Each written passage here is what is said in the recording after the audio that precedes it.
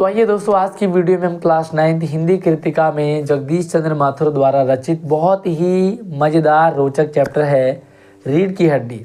तो आइए इस चैप्टर को समझते हैं। भले आप इस वीडियो को एग्ज़ाम से कुछ दिन पहले देख रहे हो, बट पूरी गारंटी है आपको पूरा चैप्टर अच्छे से मज़े से समझ आएगा। साथ में एग्ज़ाम में कोई भी किसी भी टाइप का सवाल आ जाए, आप इसे ज़रूर लिख पाओगे। आगे बढ़ो उससे पहले वीडियो को लाइक कर लो, क्योंकि बाद में तो आप भूल जाते हैं। और नीचे लाल बटन दबाकर सब्सक्राइब कर लेना, ताकि आने वाली सारी अपडेट आपको लगातार मिलती रहेगी। चैप्टर के कुछ हाईलाइट है, कुछ मुख्य बिंदु हैं, उन्हें समझ लेते हैं ताकि आप चैप्टर को अच्छे से समझ पाओ। पहली चीज़, इस पार्ट में लड़की को अच्छा पढ़ाया लिखाया गया है, यानी कि लड़कियों को उच्च शिक्षा दिलवाने की बात की गई है। मतलब लड़कियों को खूब पढ़ाना चाहिए। तो दूसरी तरफ उसी लड़की की पढ़ाई को छुपाया जा रहा है। तीसरी चीज़, महिलाओं की रिस्पेक्ट होती है और उस रिस्पेक्ट को महिलाएं चाहती हैं, इसलिए महिलाओं से उनकी रिस्पेक्ट को ना छीना जाए। ओवरऑल एक लड़की होने के नाते आपको क्या करना चाहिए, कौन सी बातों का ध्यान रखना चाहिए, चलिए शुरू करते हैं इस कहानी को। तो दोस्तों, हमारे शरीर का सबसे मुख्य पार्ट होता है रीढ़ की हड्डी। अगर रीढ़ की हड्डी सही नहीं है तो इंसान चल फिर नहीं पाएगा, खड़ा नहीं हो पाएगा। तो इसी पर आधारित रीढ़ की हड्डी है। प्रस्तुत कहानी एकांकी नाटक रीढ़ की हड्डी श्री जगदीश चंद्र माथुर द्वारा रचित है। इसके राइटर जगदीश चंद्र माथुर हैं। यह एकांकी लड़की के विवाह की एक सामाजिक समस्या पर आधारित है। हमारे घरों में जब भी लड़की की शादी की बात होती है तो सब लोग परेशान हो जाते हैं, चाहे वो लड़का देखना हो, चाहे उसे दहेज देना हो, चाहे सब कुछ, मतलब ओवरऑल लड़की की शादी की बात चल रही है। इस कहानी में एकांकी नाटक है, इसमें 6 पात्र हैं। ठीक है, 6 पात्र हैं। सबसे पहले पात्र हैं आपके राम स्वरूप, जो कि लड़की के पिता हैं। दूसरा उनका नौकर है, उसका नाम रतन है। राम स्वरूप, रतन। उसके बाद है राम स्वरूप की पत्नी, उनका नाम प्रेमा है। उनकी बेटी उमा है। 4 तो ये हो गए। 5वां है शंकर के पिता, गोपाल प्रसाद नाम है, और शंकर। ये सारे लोग इस कहानी के, इस नाटक के मुख्य पात्र हैं। पूरा एकांकी एक मामूली से सजे कमरे में खेला गया। पूरा जो नाटक है वो छोटे से कमरे में खेला गया है। उमा को देखने के लिए लड़के वाले आ रहे, गोपाल प्रसाद और उनका लड़का शंकर, है ना। जैसे आपके हमारे घरों में जब भी लड़कियों की शादी की बात होती है या लड़की देखने आते हैं तो हम लोग क्या करते हैं, राम स्वरूप और उनका नौकर कमरे को सजाने में लग जाते हैं। सारी चीज़ें बढ़िया होनी चाहिए, सेट होना चाहिए, वेल मेंटेन होना चाहिए। दरी पर चादर, तख्त पर दरी और चादर बिछाया जाता है, हारमोनियम लगा जाता है, वहाँ पर बहुत सारी चीज़ें रखी जाती हैं। तो भाई साहब साइड में नाश्ता भी तैयार हो रहा है ना। तो सब चीज़ चाहिए, मिठाई चाहिए, नाश्ता चाहिए। इतने में वहाँ प्रेमा आती है। प्रेमा जो कि लड़की की माँ है, और इस कहानी का जो मुख्य पात्र है, मेन एक्टर है, वो उमा है। और कहती है कि तुम्हारी बेटी तो मुँह फुलाई पड़ी है। तभी राम स्वरूप कहते हैं कि उसकी माँ किस मर्ज की दवा है। जैसे तैसे वे लोग मान गए हैं। अब तुम्हारी बेवकूफ़ी से सारी मेहनत बेकार चली जाए तो मुझे दोष मत देना, है ना। भाई लड़की की शादी के लिए लड़के वाले आ रहे हैं, तो लड़की की माँ कहती है भाई तुम्हारी लड़की तो तैयार ही नहीं है। वो तो कहती है मुझे शादी नहीं करनी, मुझे जाना ही नहीं है। तो गोपाल प्रसाद जो राम स्वरूप है वो कहते हैं कि भैया देखो, जो भी हो उसे मनाओ, क्योंकि लड़के वालों को बड़ी मुश्किल से हम लेकर आए हैं, बड़ी मुश्किल से माने हैं। तो अब लड़की को मनाओ जैसे तैसे, और अगर लड़की नहीं मानती है, लड़के वाले वापस जाते हैं, तो सारा कसूर तुम्हारा होगा, मुझे मत कहना। तब प्रेमा कहती है कि तुमने ही तो इसको पढ़ा लिखा कर सिर चढ़ाया, भाई मेरी क्या गलती है, तुमने इतना पढ़ाया इसे कि ये सुनती नहीं। अब मैंने तो पाउडर वाउडर उसके सामने ला कर रख दिया, पर वक्त इन सब चीज़ों से नफरत करती है। भाई आज की लड़कियां देखो, चाहे वो खाना छोड़ दें, वो पढ़ना छोड़ दें, सोना छोड़ दें, लेकिन मेकअप सजना संवरना ना छोड़े। और एक तरफ ये है उमा, जो सजने संवरने से नफरत करती है।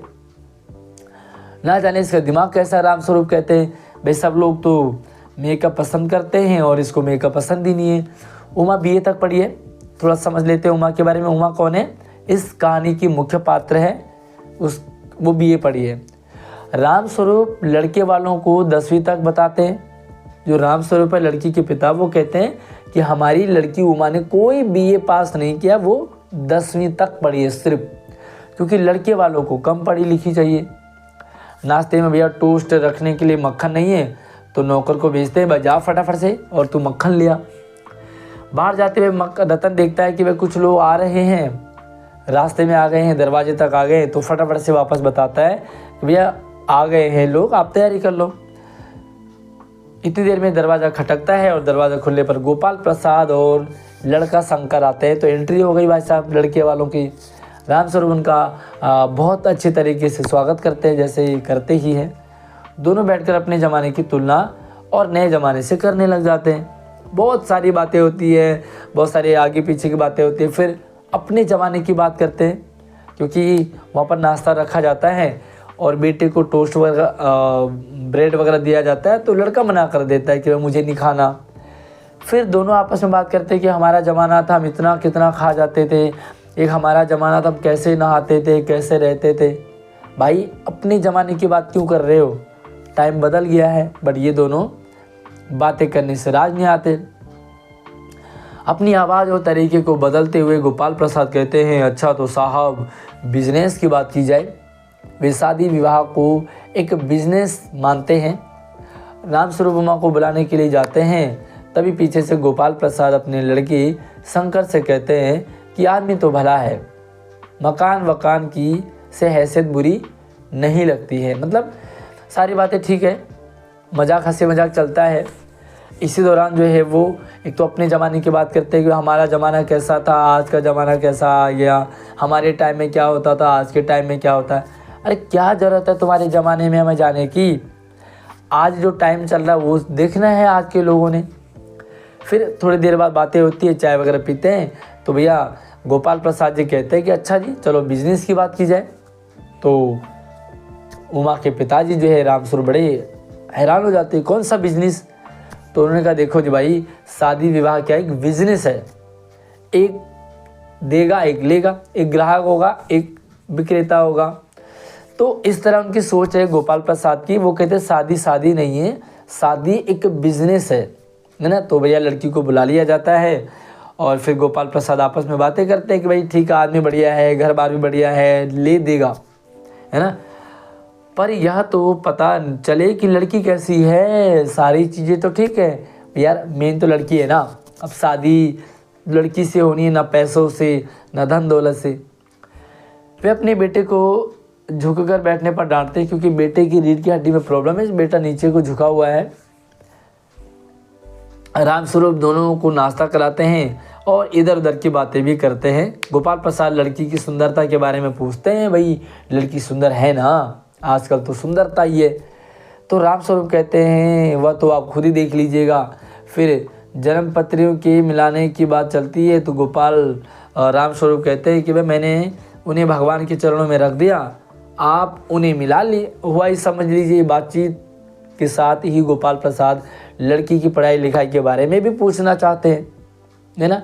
भाई लड़की है तो बीए पास, लेकिन बताना कितना है, 10th पास। तो सारी चीज़ें ठीक है, लड़की सुंदर भी है, काम वाम भी कर लेती है ना। लेकिन भाई साहब अब बताओ लड़की पढ़ी लिखी कितनी है? वे कहते हैं कि हमें तो मैट्रिक पास बहू चाहिए, बस हमें ज़्यादा पढ़ी लिखी नहीं चाहिए, सिर्फ मैट्रिक पास बहू चाहिए। गोपाल प्रसाद तो लड़की हमें ज़्यादा पढ़ी लिखी नहीं चाहिए, हमें नौकरी थोड़ी करानी है। उमा को बुलाने पर वह सिर झुकाए तथा हाथ में पान की तस्तरी ले आती है। जैसे भी हमारे ट्रेडिशन में है तो होता है, जब लड़के देखने वाले आते हैं तो लड़की जाएगी, चाय पिलाएगी, थोड़ा घूंघट करेगी, शर्माएगी, फिर बगल में बैठेगी, लोगों के सवालों के जवाब देगी। ऐसा हमारे भारतीय समाज में चला आ रहा है। आपके इलाके में जब लड़की देखने वाले आते हैं तो क्या कुछ फॉर्मेलिटी होती है, कुछ खास स्पेशल? कमेंट सेक्शन में ज़रूर बताएं। ओके, तो उमा ले आई भाई, चाय वाय ले आइए, पान भी ले आइए, बिस्किट नमकीन भी ले आइए। उमा की लगे चश्मे को देख कर के गोपाल प्रसाद और शंकर दोनों एक साथ बोलते हैं, चश्मा। राम स्वरूप चश्मा लगाने की वजह को स्पष्ट कर देते हैं। दोनों संतुष्ट हो जाते हैं। भैया चश्मा देखते हैं। आमतौर पे चश्मा तब लगता था जब जो कुछ बहुत ज़्यादा पढ़ लिख जाता था। तो भाई चश्मा कैसे, क्या इतना पढ़ी लिखी है? ना ना भाई ना, कोई पढ़ी लिखी नहीं है। कब पिछले कुछ टाइम पहले लड़की की आंख में कुछ चोट वोट लग गई थी, जिसके कारण उसने चश्मा पहना है। तो भैया पढ़ा लिखा तो सिर्फ 10वीं है, जबकि कितनी पढ़ी थी? BA पास पढ़ी थी। गोपाल प्रसाद उमा की चाल देखते हैं, छवि चेहरा देखते हैं, गाने बजाने के बारे में पूछते हैं। सितार उठाकर गीत सुनाती है उमा। उसकी नज़र लड़की पर पड़ जाती है तो वह उसे पहचान कर गाना बंद कर देती है। फिर उमा से उसकी पेंटिंग सिलाई के बारे में पूछा जाता है। इसका उत्तर राम स्वरूप दे देते हैं। तब गोपाल प्रसाद जो है उमा से कुछ इनाम उनाम जीतने के संबंध में भी पूछते हैं। उमा को ही उत्तर देने के लिए कहते हैं। राम स्वरूप भी उमा से ही जवाब देने के लिए कहते हैं। तो ये सारी बातें हो रही है, भाई कितनी पढ़ी है, क्या क्या करती है, फिर वो गाना वाना गाती है कि नहीं, फिर उसके पेंटिंग वगैरह की बात होती है। इतनी देर में जो उमा है ना, उसकी नज़र शंकर पे पड़ती है। शंकर उमा के कॉलेज का फ्रेंड था, यानी कि कॉलेज में एक साथ पढ़ते थे। अब यहाँ पर उनकी पोल खुलने वाली है। एक ही कॉलेज में पढ़ते हैं तो हो सकता पहचान जाए। तो जैसे उस शंकर को देखती है वो पहचान जाती है। उमा हल्की और मजबूत आवाज़ में, मैं क्या जवाब दूँ बाबूजी, जब कुर्सी मेज बेची जाती हैं तब दुकानदार कुर्सी मेज से कुछ नहीं पूछता, केवल खरीदार को दिखा देता है, पसंद आए तो अच्छा वरना ना लो। मतलब यार इस पार्ट में लड़की को एक सामान की तरह दिखाया है। एक लड़के वाले हैं जो सामान को खरीदने वाले हैं और जो लड़की वाले सामान को बेचने वाले हैं। तो इनकी आपस में बातचीत होती है कि भाई लड़की कैसी है बताओ लड़की। तो कहते भैया सामान से कौन पूछेगा, तुमने जो मेरे बारे में बता दिया वही सही है ना, मैं तो सामान हूँ, मुझसे कौन पूछ रहा है। रामस्वरूप क्रोधित होकर उसे डांटते हैं, भैया ऐसे जवाब नहीं देते हैं, लोग आए हैं तो थोड़ा सा तमीज़ से बात करो। तो ये रामस्वरूप कहते हैं, भैया उमा तो लड़की को पहचान गई, ये लड़का था बड़ा बदतमीज़, उमा के ही कॉलेज में पढ़ता था और लड़कियों के हॉस्टल में चला जाता था, वहाँ ताका झाकी करता था, लड़कियों को देखना है ना। लड़कियाँ वहाँ अपने अंदाज में बैठी सोई होती हैं, पढ़ रही होती हैं, तो ये शंकर जो है छुपके लड़कियों को देखता था। तो उमा कहती है कि भाई अब मुझे कहने दीजिए बाबूजी, ये जो महाशय मुझे खरीदने आए हैं, ज़रा इनसे पूछिए कि क्या लड़कियों के दिल नहीं होते। सही बात है भाई, आप लोग गाना बजाना आता है कि नहीं, पेंटिंग वेंटिंग आती है कि नहीं, इनाम उनाम जीता है कि नहीं, क्या कर लेते हो, खाना बना लेते हो, ये कर ले। अरे तुम लड़की ढूंढ रहे हो कि नौकरानी ढूंढ रहे हो। तो बोल पड़ती है कि भाई लड़कियों के दिल नहीं होता है क्या उन्हें चोट नहीं लगती। लड़कियां मजबूर भीड़ बकरियां हैं क्या, जिन्हें कसाई अच्छी तरह से देखभाल करके खरीद लेता है। तो आप मेरे बारे में ऐसे जान रहे जैसे आप कसाई हो और मैं बकरी हूं। गोपाल प्रसाद ताव में आकर के बड़ी रौब में आते हैं, राम स्वरूप बाबू क्या आपने मुझे मेरी इज्जत उतारने के लिए बुलाया। भाई लड़की बोल पड़ती है और पुरुष समाज में लड़कियों को कहाँ बोलने दिया जाता है। तो कह दिया भाई तुम्हारी लड़की तो जबान चला रही है। उमा आप इतनी देर से मेरी नापतोल कर रहे हैं, इसमें हमारी बेइज्जती नहीं हुई। भाई आप भी तो हमारी नापतोल कर रहे हैं ना, तो क्या हमारी बेइज्जती नहीं हुई, तुम्हें तुरंत बेइज्जती लग गई। और ज़रा अपने साहबजादे से पूछिए कि अभी पिछली फरवरी में ये लड़कियों के हॉस्टल के आसपास क्यों चक्कर काट रहे थे और ये वहाँ से कैसे भगाए गए थे। भाई गजब की बात है कि पिछले 2-3 महीने पहले की बात है, ये शंकर लड़कियों के हॉस्टल के अगल बगल चक्कर काट रहा था। इतनी देर में गार्ड की नज़र पड़ी। गार्ड एक फीमेल थी और इस गार्ड ने फिर से दौड़ाया खूब मारा। तो कह देती है भाई कॉलेज में तुम्हारा लड़का जो लड़कियों की ताका झांकी कर रहा था। गोपाल प्रसाद कहते तो क्या तुम कॉलेज में पढ़ी हो। उमा कहती है हाँ पढ़ी हूँ, मैं BA पास पढ़ी हूँ। उमा तो बोल देती है।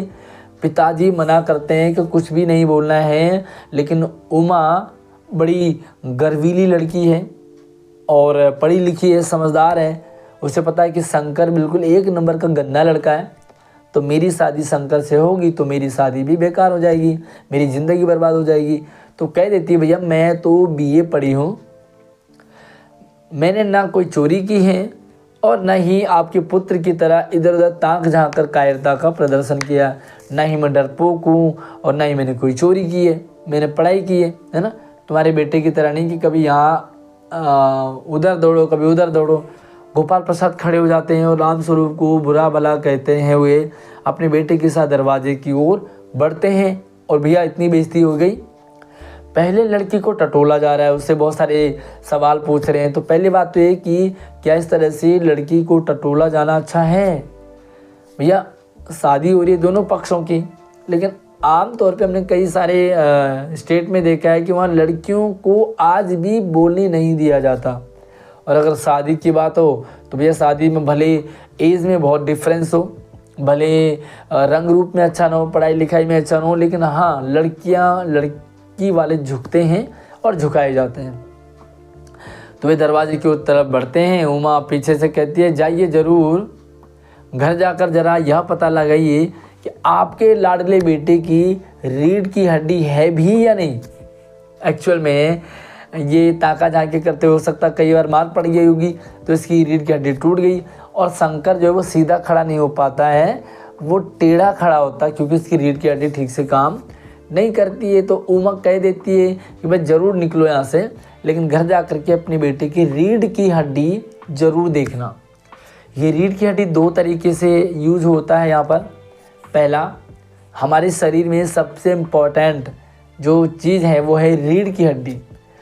और रीढ़ की हड्डी का मतलब होता है इज्जत, सम्मान, रिस्पेक्ट। जिसकी रीढ़ की हड्डी नहीं वो इंसान बेकार है। तो कहते हैं भैया तुम्हारे बेटे की रीढ़ की हड्डी है भी या नहीं, चेक कीजिए। अब वो चले जाते हैं, गोपाल प्रसाद और उनका लड़का जो दरवाजे से बाहर चले जाते हैं और प्रेमा आती है। उमा रो रही है, यह सुनकर के रामस्वरूप खड़े हो जाते हैं। वो हैरान हो जाते हैं, भाई बिना रिश्ता पक्का किए वो वापस चले गए, बड़ी मुश्किल से आए थे। रतन आता है इतनी देर में, जो नौकर है बाबूजी मक्खन, ये सारे लोग तो निकल गए तो मक्खन लेके अब आ रहा है। सभी लोग उसकी तरफ देखते हैं और एकांकी नाटक समाप्त हो जाता है। तो दोस्तों ये है आपका रीढ़ की हड्डी। सबसे पहले हम इस चैप्टर के बारे में बताते हैं कि भाई रीढ़ की हड्डी हमारे शरीर में सबसे इम्पोर्टेंट होता है। इसलिए एक महिलाओं के लिए रीढ़ की हड्डी या किसी भी इंसान के लिए उसकी रिस्पेक्ट कितनी वैल्यूएबल होती है वो इस चैप्टर में आपने समझा। उमा निडर थी, उसने अपनी बात को रखा, भले ही उसके घर वाले चाहते थे कि लड़की इसी लड़के से शादी हो। जब आप जिस रिश्ते को झूठ से शुरू करेंगे ना वो अच्छे से नहीं चल पाएगा। इसलिए उमा ने सारी पोल खोल दी। एक चीज़ यहाँ पर, जो लड़की के पिता रामस्वरूप हैं वो उमा को बहुत ज़्यादा पढ़ाते हैं और उसकी पढ़ाई को छुपाते हैं कि इसने ज़्यादा नहीं पढ़ा। ये कहीं ना कहीं कन्फ्यूज़न वाला है कि भाई ऐसा क्यों, या तो पढ़ा क्यों रहे हो, और पढ़ा लिया तो छुपाने का क्या मतलब है। कहीं ना कहीं लड़के वालों को लड़की कम पढ़ी चाहिए, इसलिए वो उसकी पढ़ाई को छुपा रहे होंगे। बाकी चैप्टर का नाम क्यों रखा वो मुझे आप कमेंट सेक्शन में ज़रूर बताइए। इसके अलावा कुछ और नाम अगर आप चैप्टर का देना चाहेंगे तो आप ज़रूर कमेंट कीजिए। हम जल्दी एक नई वीडियो मिलती है जिसमें इसके सारे क्वेश्चन आंसर को डिस्कस करेंगे।